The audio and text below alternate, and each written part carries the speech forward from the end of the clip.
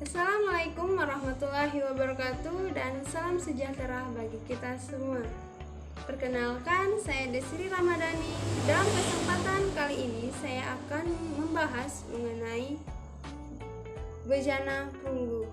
Nah, seperti yang kalian lihat di samping saya, ini adalah miniatur bejana perunggu yang saya buat sendiri dengan menggunakan berbagai macam bahan. Nah, bejana perunggu ini berasal dari zaman perunggu atau yang tepatnya zaman logam. Nah, zaman logam itu dibedakan menjadi dua, yaitu zaman perunggu dan zaman besi. Nah, untuk kesempatan kali ini saya akan membahas mengenai zaman perunggu, yang pastinya mengenai peninggalan pada masa praaksara mengenai bejana perunggu. Nah, zaman perunggu ini dikenal juga sebagai kebudayaan Dongson. Di zaman perunggu itu terdapat suatu peninggalan pada masa praaksara dulu, yaitu terdapat peninggalan bejana perunggu seperti yang ada di samping saya ini adalah miniatur bejana perunggu yang mirip dengan bejana perunggu yang aslinya, yang hampir mirip itu menurut saya ya, yang hampir mirip dengan bejana perunggu. Nah, bejana perunggu ini ditemukan di berbagai tempat. Ya, ditemukan di Sumatera, di Madura, di Subang, dan Kalimantan. Nah, bejana perunggu yang ada di samping saya ini yaitu bejana perunggu miniatur bejana perunggu yang ada di Madura. Mengapa saya tertarik membahas bejana perunggu yang ada di Madura? Karena bejana perunggu yang ada di Madura ini memiliki motif dan motifnya itu dibedakan sekat demi sekat. Itulah yang membuat saya ingin membahas bejana perunggu yang ada di Madura. Nah, bejana perunggu yang ada di Madura itu memiliki tinggi 90 cm dan lebarnya lebar bejana perunggunya yaitu 54 cm. Dan bejana perunggu pada zaman dahulu dibuat dengan menggunakan timah dan logam. Timah dan logam tersebut dicairkan. Setelah dicairkan, timah tersebut dikeraskan sehingga dibentuklah bejana perunggu ini. Nah, bejana perunggu ini pada zaman dulu, pada zaman praaksara dulu digunakan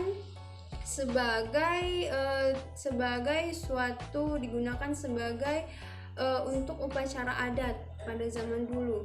Dan selain itu, bejana perunggu ini zaman dulu digunakan sebagai wadah atau tempat untuk menyimpan ikan. Ketika sudah mengambil ikan dengan tombak, pada manusia zaman praaksara menyimpan ikan pada wadah bejana perunggu ini. Nah, bejana perunggu ini memiliki motif yang sangat menarik bagi saya. Ini motif yang sangat menarik, dan di seluruh badan logam bejana perunggu ini memiliki motif yang saya bilang tadi dibedakan sekat demi sekat. Nah, sekarang saya akan menjelaskan mengenai apa sih isi dari motif bejana perunggu ini. Nah, pada sekat pertama, yaitu sekat pertama itu berada di dekat mulut bejana perunggu. Nah, dekat mulut bejana perunggu yang tepatnya di sini. Nah, seperti yang saya tunjuk ini terdapat dua motif, yaitu motif segitiga dan motif burung merak. Nah, di sini tepatnya di sini. Nah, untuk sekat yang kedua itu berada di bawah sekat yang ke-1 ini. Terdapat dua motif juga, yaitu motif huruf kapital J dan motif spiral. Nah, seperti yang kalian lihat. Nah, ini. Nah, untuk sekat yang ketiga itu berada di leher, berada di leher bejana punggu ini, dekat dengan leher, dekat dengan badan bejana punggu, yang tepatnya di sini. Di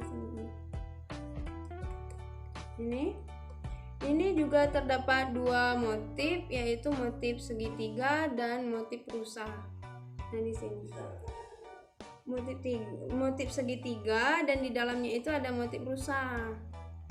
Nah, untuk sekat yang ketiga itu berada di sini, berada di perut bejana punggu ini.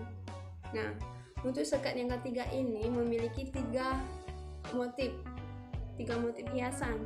Yang pertama ada motif huruf kapital J, ada motif spiral, dan ada motif persegi. Nah, itulah motif yang ada di bejana punggu yang ditemukan di Madura. Nah, untuk makna atau arti dari setiap motif di bejana punggu yang ada di Madura ini sampai sekarang belum diketahui secara pasti apa arti dari motif tersebut. Namun ada para ahli yang berpendapat bahwa motif tersebut merupakan dari kebudayaan lokal, kemudian dipengaruhi oleh kebudayaan Hindu di India.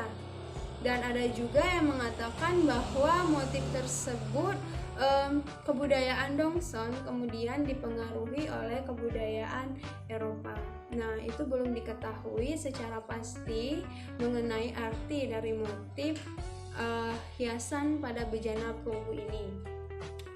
Dan bejana perunggu ini di Madura ditemukan di Sampang. Nah, di Sampang tepatnya di Madura. Nah, untuk bejana perunggu, miniatur bejana perunggu yang ada di samping saya ini saya buat dari bahan plastik. Saya buat dari bahan plastik yang tentunya bukan dari logam dan juga bukan dari timah ya. Dari bahan plastik. Logam dan timah sulit didapatkan pada zaman sekarang. Nah, seperti yang saya jelaskan tadi bahwa kegunaan dari bejana perunggu ini selain menjadi wadah untuk penyimpanan ikan, juga menjadi alat untuk upacara pernikahan, juga menjadi alat ritual keagamaan, serta pelengkap kegiatan yang lainnya. Nah, jadi bejana perunggu ini berasal dari zaman logam, seperti yang saya jelaskan tadi, berasal dari zaman logam, kemudian yang tepatnya zaman perunggu, dan inilah peninggalan pada zaman perunggu tersebut. Salah satunya yaitu bejana perunggu. Nah, itulah yang dapat saya jelaskan. Lebih dari kurang saya mohon maaf. Semoga apa yang saya jelaskan bermanfaat bagi kita semua. Dan apabila ada salah kata, saya mohon ampun. Wabillahi taufiq wa hidayah. Wassalamualaikum warahmatullahi wabarakatuh.